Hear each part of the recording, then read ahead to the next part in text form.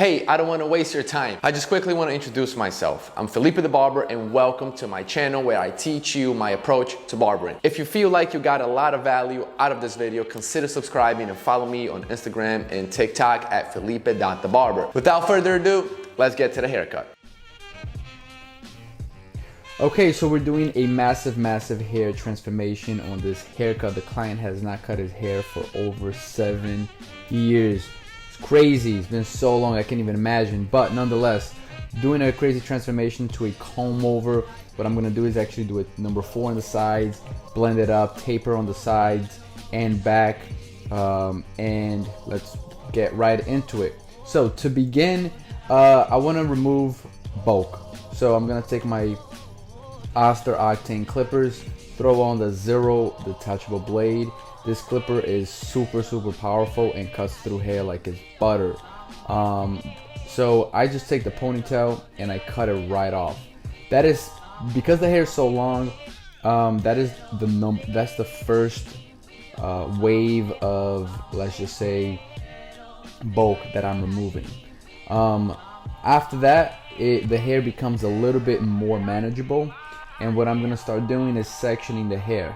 So I'm gonna look for whatever side that the client's hair will naturally fall towards to.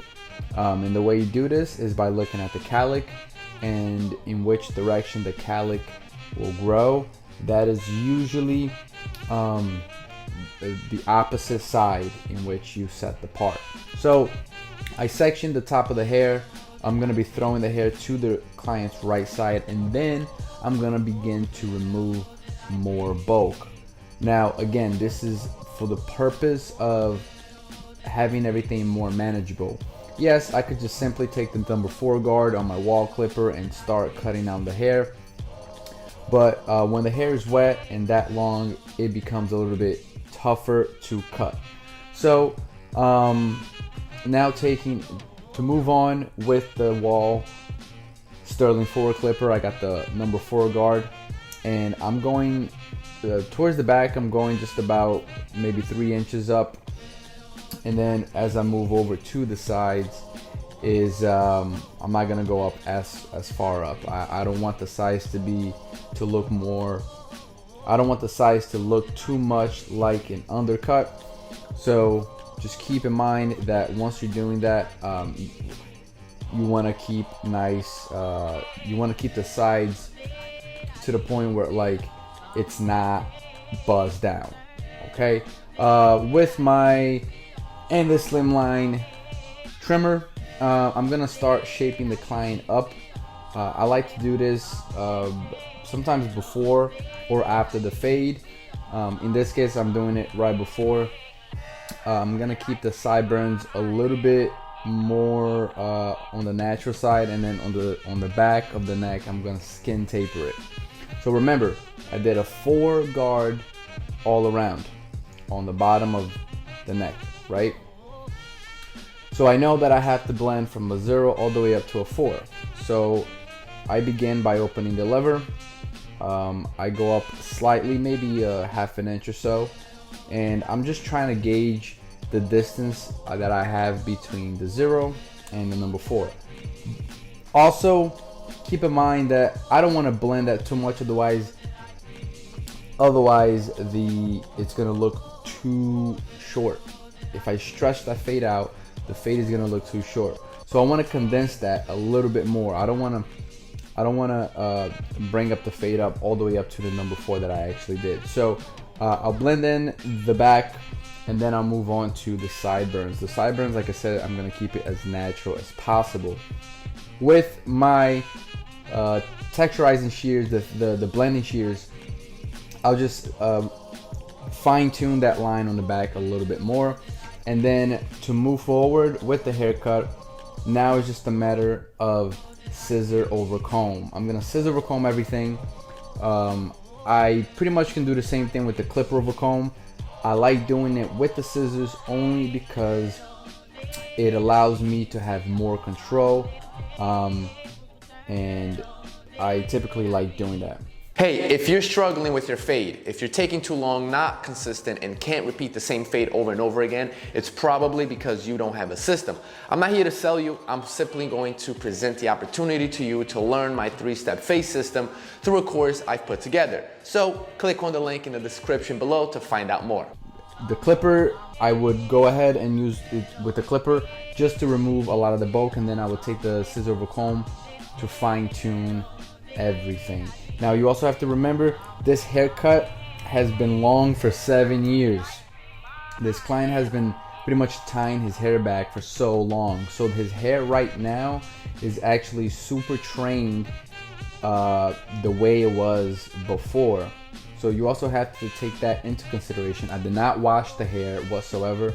I just wet it with some water. But I'm also taking that into consideration that his hair has been trained for so long. So now towards the back there, I'm just gonna start doing some scissor work and start blending the back. Once I see that everything is blended, now it's time to move on to the top and time to move on to cutting the length on the top to the proper length, right? So we're doing a comb over. I'm gonna throw the hair to the right side of the client's head, and now I just got that. I will comb the hair all the way to the right, and I will remove maybe about 2 inches off the top, and then I will section the hair from the front to the back, and then I'll do it side to side to cross check everything. In cases like this, I like to take a good amount off, but not too much. Just because when you're cutting hair that is so long like this, all the way down, you really don't know, especially if someone that you've never cut their hair before, you have to be careful because you don't know exactly how the hair lays and how the hair is going to act once it is shorter. So I like to take, so in this case I took maybe 2 or 3, I think it was about 3 inches long off the top, and then I start to blend that in accordingly. If I see that the top is a little too long, then I will go back and remove more length. Again, you want to do this step little by little until you find a good perfect length. So now that after I cut the length down, I'm going to blow dry the hair into the style that the client will be using. So in this case would be a comb over. Now, it doesn't have to be perfect. The style doesn't have to have any product right now. The sole purpose of this is to see how the hair is literally going to sit and lay once it is blow dried to that style. As you see, the client has so much hair and the hair is super thick. So I'm trying to see on the right side how the hair lays, how everything is blended, and I can see that it needs a little bit more blending and fine tuning. When the hair is wet, it is kind of difficult to see exactly how the hair is going to lay because obviously it's wet. And hair acts differently when it is dry. So, and once I cut down everything to the proper length, everything's blended, then I'm gonna take my texturizers and I'm gonna remove a lot of weight. Like I said, his hair is thick, it's full, there's a lot of hair, so I'm gonna remove a lot of the weight. I'm also leaving a little bit of that overhang on the right side because that was a request of the client. And that's pretty much the haircut right there. This is just the final touches with the razor and cleaning up the client. Add a little bit of product.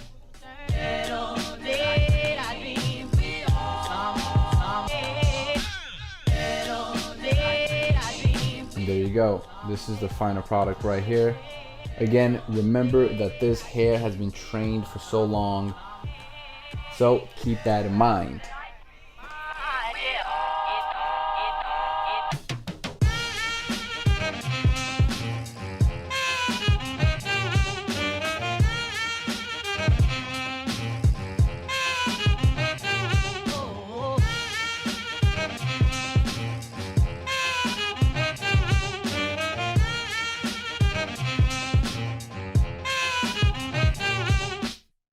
Thank you for watching. If you got to this point of the video, I know for a fact you got a lot of value. And the way you can support is by subscribing to this channel and following me on Instagram and TikTok. Stay safe.